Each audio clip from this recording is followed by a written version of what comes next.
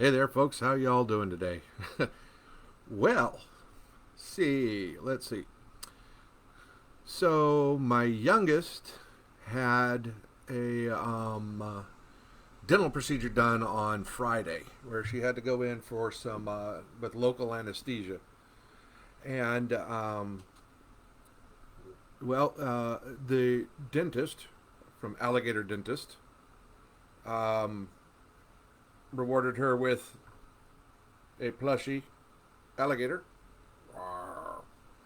And my daughter is absolutely in love with this thing.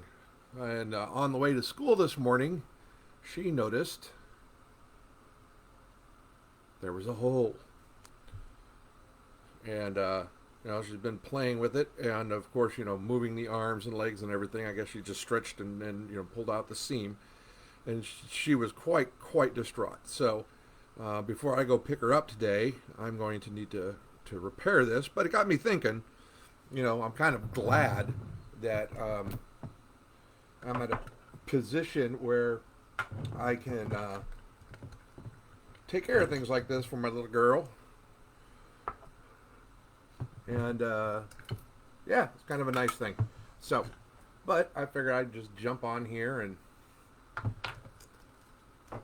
do this while chatting with anybody who wanted to come on and say hi and do that kind of thing. I gotta find the needles in here. I'm digging in my little jar of sewing notions. I've got my green thread. So, yeah, one of the funny things in our family, Jessica is not the one who knows how to sew. Well, maybe she knows how, but she's not the one who does the sewing. I'm the one who does all the needlework, as it were. And it's kind of funny because a lot of guys would be like, "Oh man, I ain't gonna do any sewing." Well, you know what? When it comes down to it, you got to do what you got to do. It'd be easier if I just dumped everything out. Ooh, close. Needles flying everywhere. But wow, that's a really large needle. I think this is a bit more needle. It's about maybe 2 inches. I think that's a bit more than I need. Trying to see if I can find something a little smaller in here. I don't know what all is in here. This is the first time I've dug in this thing in quite some time. But yeah, there's a lot of guys who be like, "No, I can't do any sewing. That's not manly." Well, I know a lot of girls who think that a guy knowing what to do with a needle and thread would be manly. Well, I found one that's maybe about half a centimeter smaller, but I'm not really finding any really small ones like I'm looking for. But, so needless to say, the youngest was completely distraught this morning. About lost her dang mind. And, she's like, "Daddy, could you fix it?" Of course, I could show you a pile of stuffed animals and stuff that she has managed to tear, because they're not exactly gentle on their stuff. And What is this? I don't even know what this is. Now, see, I don't even know what the heck this is. What am I looking at here? You're getting old when you can't even read stuff because the print's too small. I don't even know what this thing is.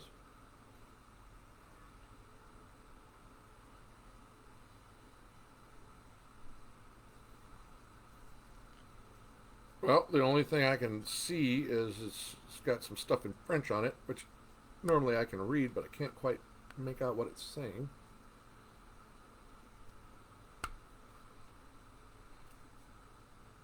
Yeah, I'm not gonna stop. Anyway, got my needle. Now let's get all this rest of this that I don't need back in here before I make a huge mess. So, anybody else ever have to deal with, emergency repairs for a child? Because doesn't really matter how critical something is. To them, it's going to be a critical life or death thing. Always seems like it's going to be that way. The clicking you're hearing is me moving stuff around. So, but yeah, no. And not only do I know how to sew, like stitching things up, replacing a button, because I would hope pretty much anybody be able to manage to, replace a button. Reminds me of the little sewing kits they used to give us for repairing our uniforms in the Army. But not only do I know how to do that kind of basic hand and needle kind of thing, but I actually know how to use a sewing machine. You can give me material and a pattern, and I can make full on garments. In fact, I used to do that for friends who wanted stuff for like Renaissance fairs and help out with costuming for theater and that kind of stuff. And it's always been funny when people are like, wait a minute, you know how to sew? Yeah, not that big a deal. I'm not even sure why she has these in there.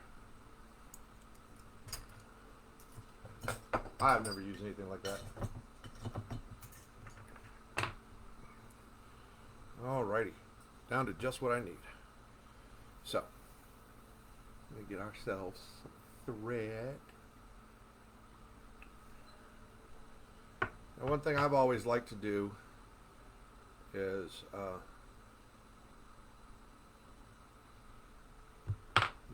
well, that is a total crap cutting thing. One thing I've always liked to do is to make sure that when I'm stitching up something like this, I use I double up the thread to assist in making it get something better to cut. To assist in strengthening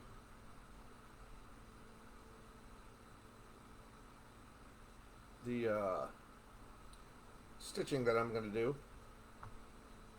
because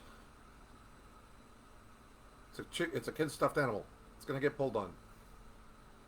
So we want to make sure that we get this as well as possible. Now y'all gonna have some fun now watching me try to do this. I don't have one of those handy dandy little things you pull the thread through. So with my bad eyes and admittedly not best light, let's see if I can get this. Oh. By Jove, I think he did it. Woohoo! First attempt. So how y'all been doing? I hope those of you who are in the northern sections of the United States, specifically the Midwest and the Northeast, are doing okay with all this crazy snowy, insane weather that apparently decided to pop through and make everybody a little crazy. I keep finding myself looking up at myself on the screen. Jessica says, you need to look at the camera. I'm trying to remember.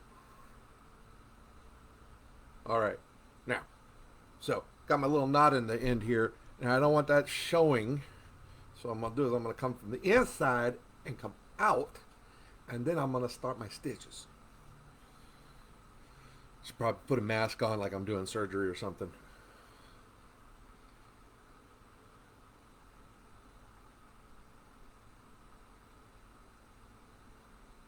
So, all kinds of craziness going on. I'll tell you, one nice thing about doing what I do is I have the ability to set my own schedule, which is great because when Jessica's at the hospital, it means I am able to make sure that I'm available to take care of the girls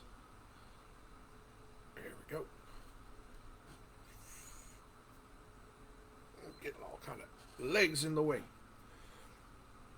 So it's a nice thing to be able to do. Be able to have that freedom. I know a lot of people who don't have that kind of freedom in their life. I count myself very fortunate.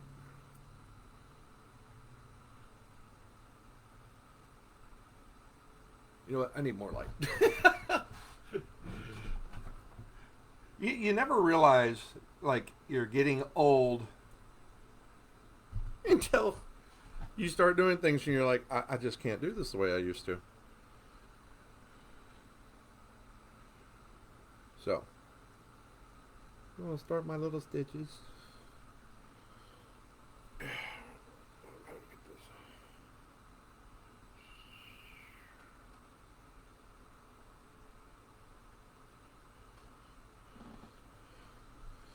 But you know, it's nothing that's really overly difficult to do. These little stitch up jobs, but I know a lot of people would be like, I gotta find the time to do that. Well, I don't have to find the time. I make the time. I make the time, which is always a nice thing to be able to do. Come on through. Yeah, I think I need to adjust my gain a little bit here. I want to make sure that you guys can hear me, because I'm not necessarily. I don't know. I'm just gonna sit on here and I'm gonna babble a little bit and see what's. Yeah, I know you're not the one that sews in the family. Apparently, Jessica has jumped on. Might as well do the mini pillow too. What? I don't know. That one's going to require a lot more work. I mean, this is one little, like, 2-inch, maybe 2.5-inch long little hole. The mini pillow will require substantially more than that.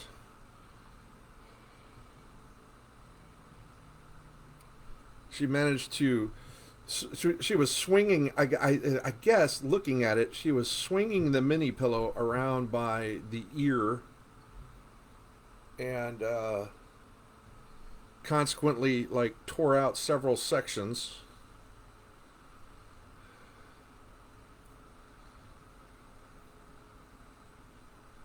Yeah, put it someplace until I can actually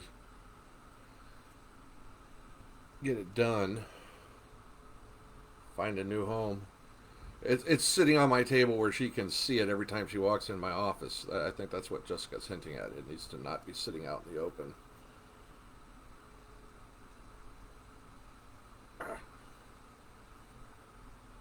What are you being difficult about? There we go.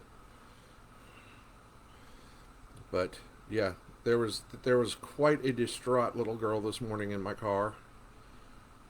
And she noticed this when I was dropping her off at school this morning.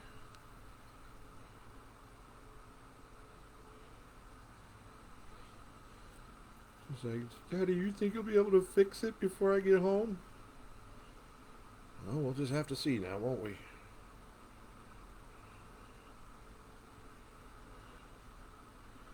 But yeah, considering that this is where the arm is and this is where the hole is, I think it's her moving the arms around that's probably what caused the situation to occur in the first place.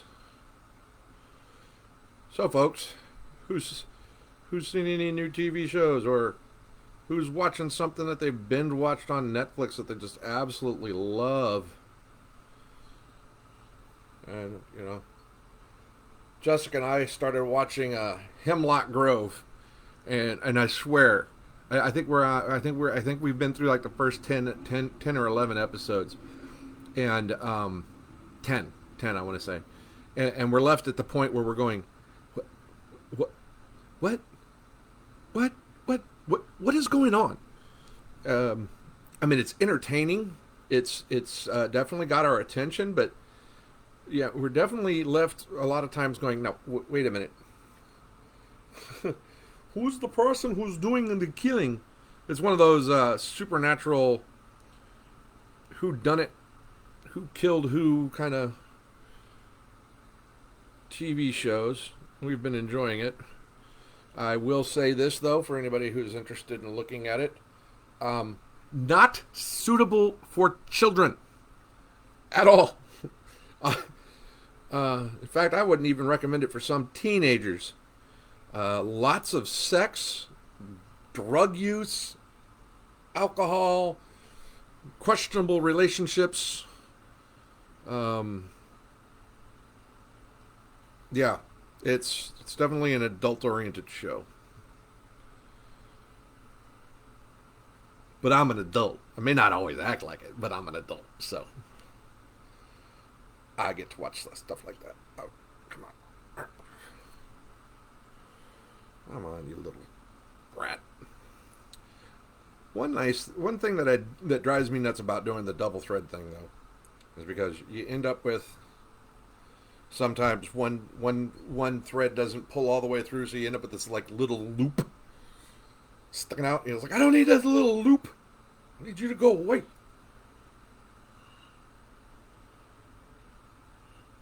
Starting to think I know what these little clippies are for.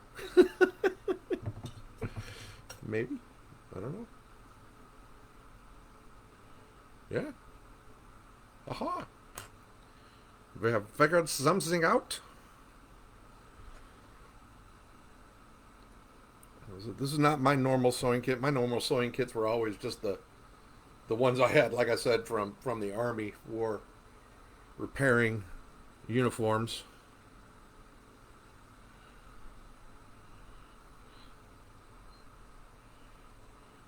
Will you quit making yourself? There we go. Anybody else ever talk to, like, when you're working on a project and you start talking to it? I've been known to do this when I'm cooking. My daughters think I'm weird.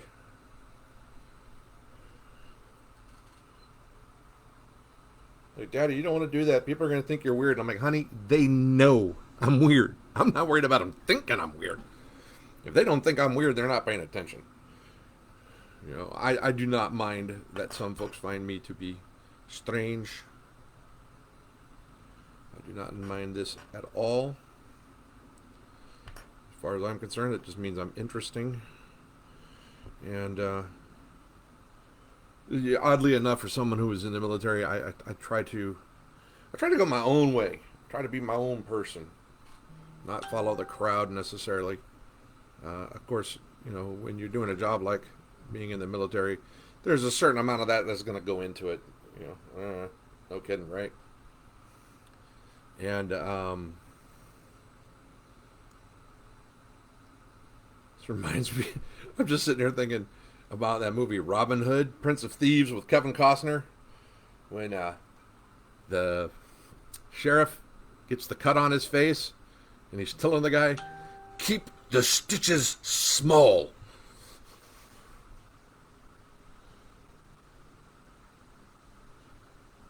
Welcome to my random brain jumps.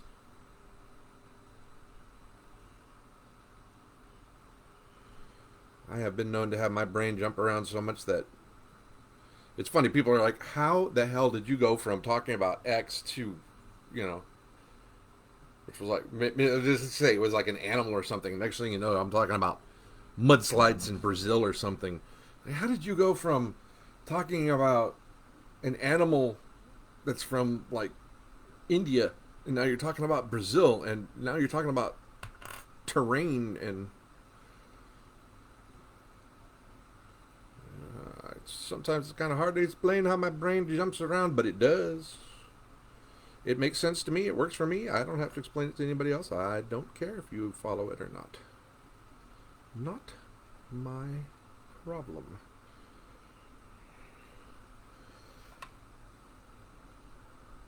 I swear to God, if I'm going to do more of this kind of stuff, I actually need to get some like reading glasses that are just straight up magnification for close-up work.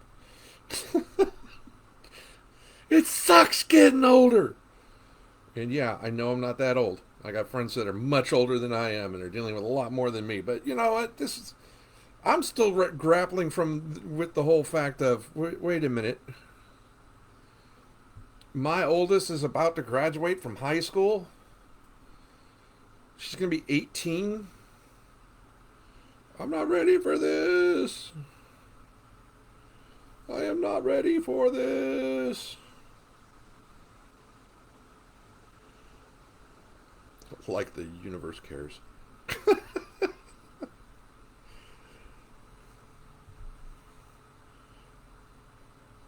Welcome to my randomness. So, for those of you just joining in, my youngest got this plushy alligator from her dentist for doing so well when she had some major dental work done. It's so major, in fact, that they used general anesthesia so they could get it done. And his company is Alligator Dental, so he has plushy alligators that he gives his kiddos as rewards for doing so well. And she got it on Friday. Yeah, it's Monday.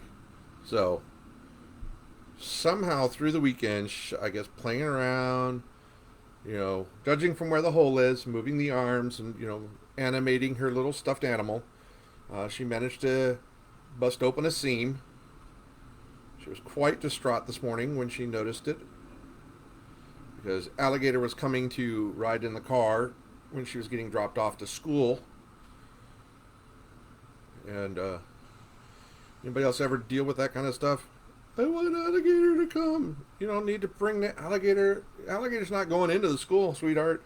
I need Alligator in the car. You're just like, okay. I mean, it's really honestly not that big of a deal. I mean, but it's just one of those things where you're like, you're sitting there kind of like, okay, give me your stuffed animals before you get out of the car. Because I had one, my third grader forgot to leave her stuffed piggy in the car when she got out one day. She claims she forgot. I am not so sure about this. I'm going to give her the benefit of the doubt, but she's been known to have a dubious relationship with the truth sometimes.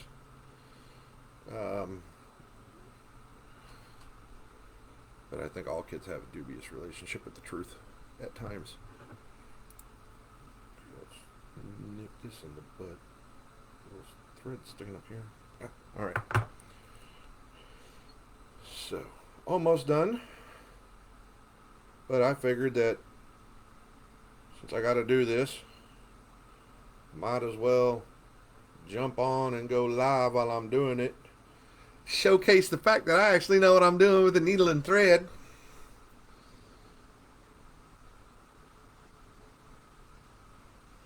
Yeah. When I was a dead broke college student trying to find money to make a tire for when I was in the Society for Creative Anachronism, the SCA, I didn't have the money to go out and buy the fabric to make some of the garments that I wanted to make. But I had time. And I had skill. So I had friends who needed new garments and did not have the time or skill. And what they would do is they would buy the stuff for their project that they needed made, and in exchange for my services would buy me the fabric that I wanted for the projects I wanted to make for me.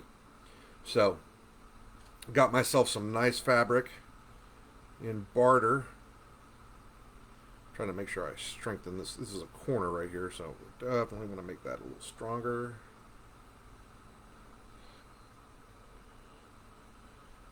But I was able to get some nice garments made for myself by helping some other people get nice garments made for them. It's always interesting when I was making certain things for female friends of mine. And they're like, I want the bodice close fitting. Okay, I hope you realize that means I'm going to have to get a little personal here for a minute while I'm sizing this to you.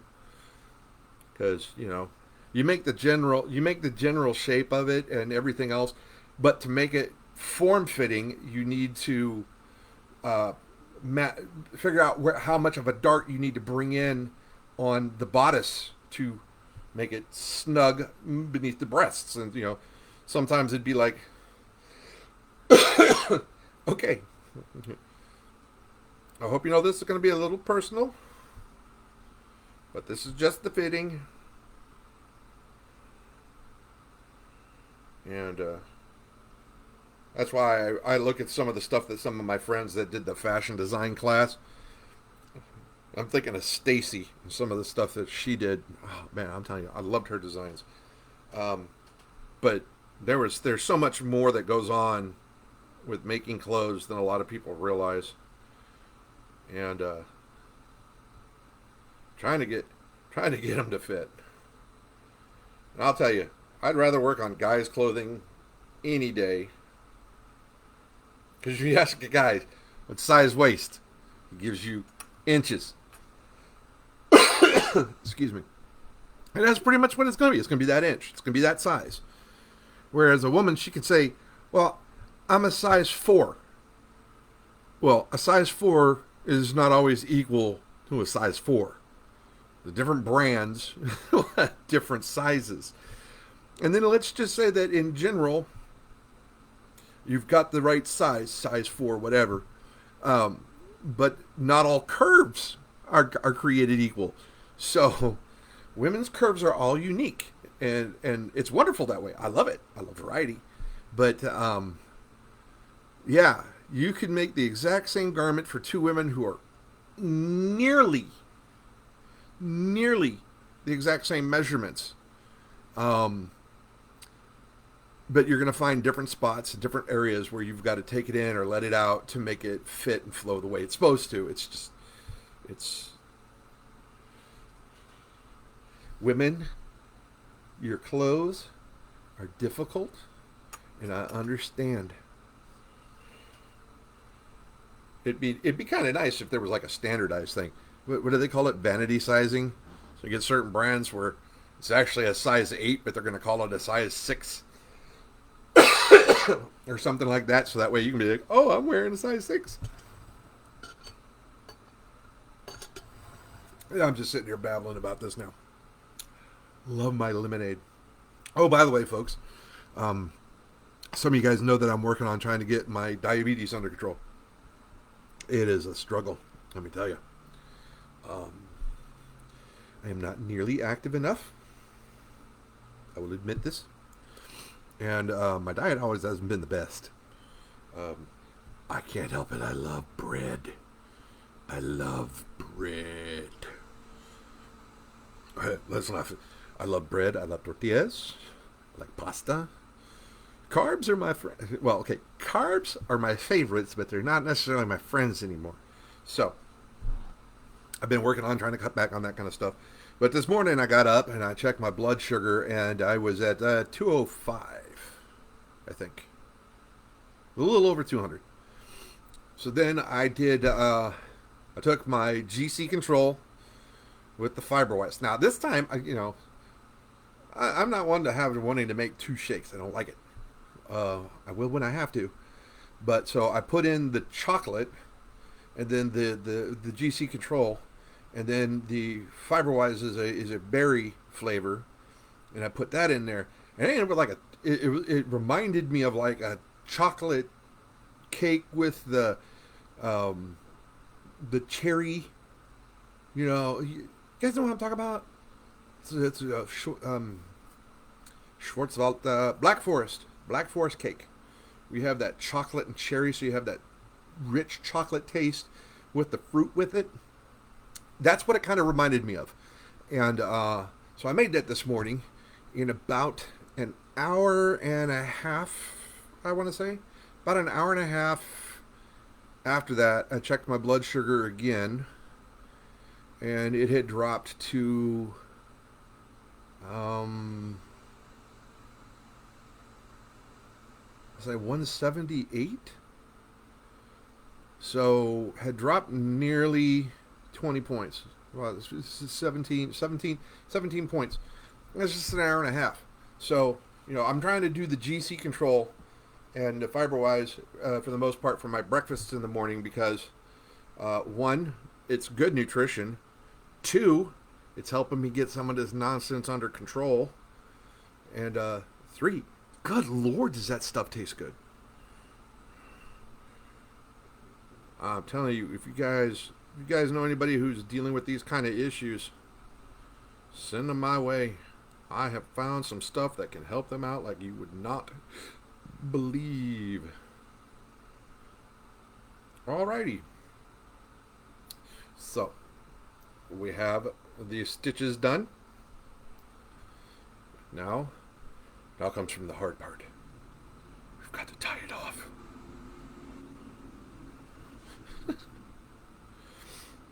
I don't know why I'm talking like this is such a big secret.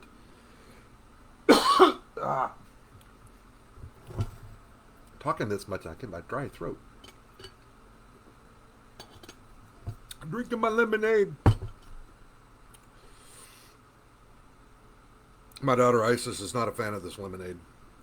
And I'm like, well, that's fine. You don't have to be the one to drink it. I like it.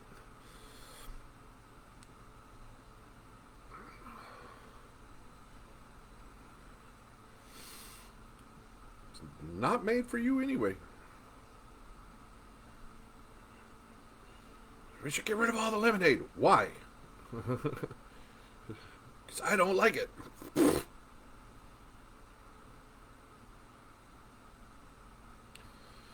Doesn't matter if you like it. Somebody in the house does. Therefore, we're going to have some of it in the house, and you can just deal with that fact.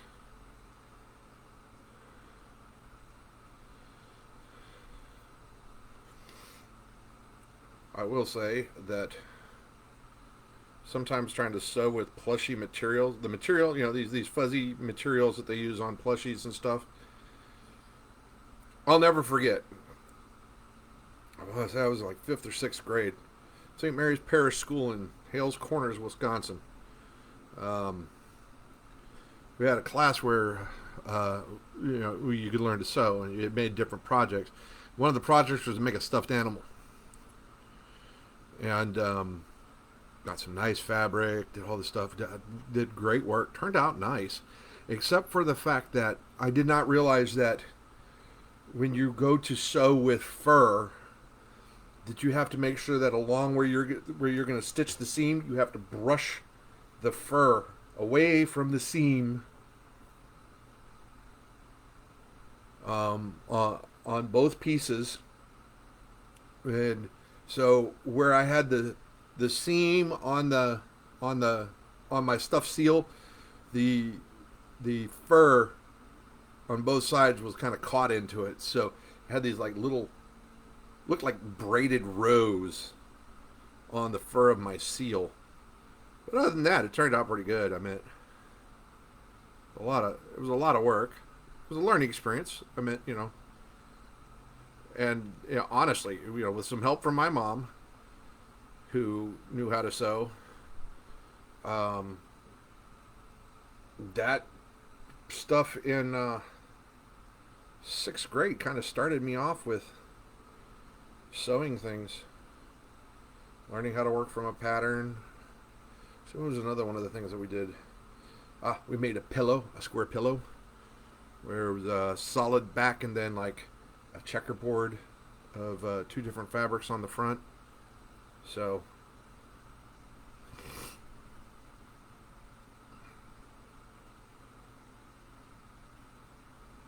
now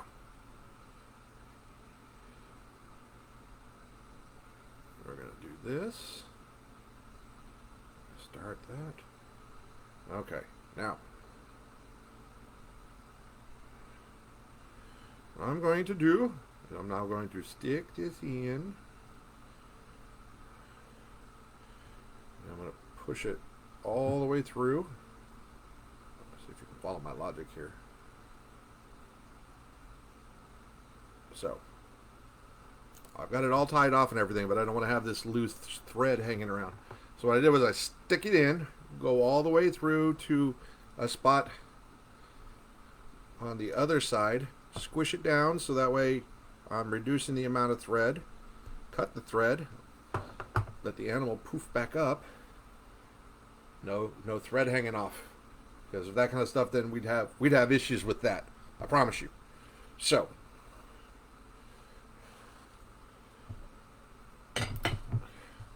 Gator's all better, ready to go get in the car when it comes time to go pick up the youngins. But just, I guess just showing off a little bit and just wanted to chat with everybody. But yeah, it's nice having the ability to have the time to do these kind of things. One of the best investments I made when I was in the Army. Yeah, everybody's got their brand preference when it comes to multi-tools. Some people are big onto the Gerbers. Some people are real big with Leatherman. Victorinox, the company that makes Swiss Army knives.